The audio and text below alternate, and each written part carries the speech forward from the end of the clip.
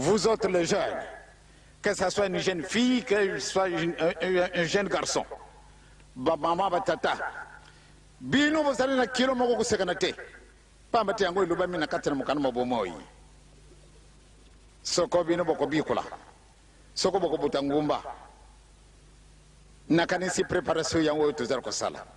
Aloba ya fumba yango lelo endingisi mokili lokola likamba ya mvula ekweikatimba ebale bato bakomi kososola ete ajali nzambe yangenga molimo santu. Si donc tu présentes ton offrande à l'autel et que là tu te souviens que ton frère a quelque chose contre toi, et laisse là ton offrande devant l'autel et va d'abord te réconcilier avec ton frère, puis viens représenter ton offrande. Peut-être qu'aujourd'hui on arrive à un point où on n'arrive plus à se demander pardon, c'est parce qu'on a atteint un niveau d'orgueil qui fait que on se dit si je pardonne, je serai peut-être humilié dans ma fierté.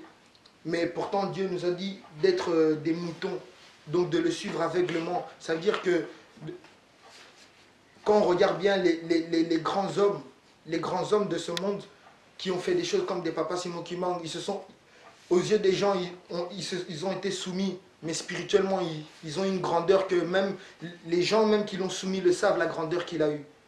Mais aujourd'hui, on est là, on continue à se titiller pour des trucs où même on pourra en discuter. Parce qu'aujourd'hui, si on prend cas par cas, on demande vraiment quel est votre problème, on va arriver à un point que c'est des broutilles. C'est même pas, on peut dire, exposer ça comme un problème, mais on arrive quand même à vouloir que ces choses soient importantes, à pouvoir déranger les papas, alors qu'on dit ici prière.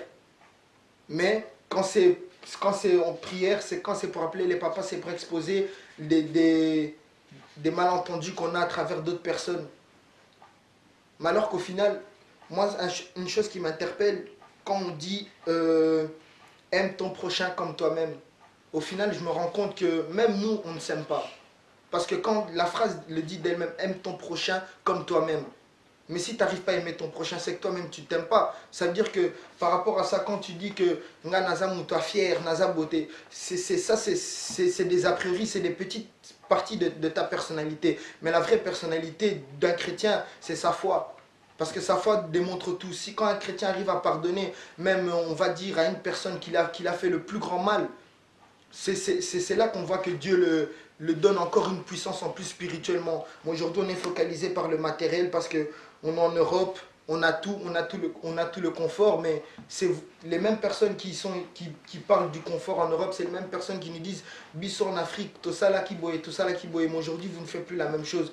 Mais pourtant, quand on regarde, vous êtes censés être nos guides. Et si nous, entre jeunes, on arrive à avoir cette facilité à se demander pardon, qu'arriver à un âge adulte, on aura aussi le même problème que vous à se dire, avoir un certain orgueil. Et sur certains livres que je lis, où Papa Dialungana il a dit, l'orgueil c'est ce qui permet de défier Dieu.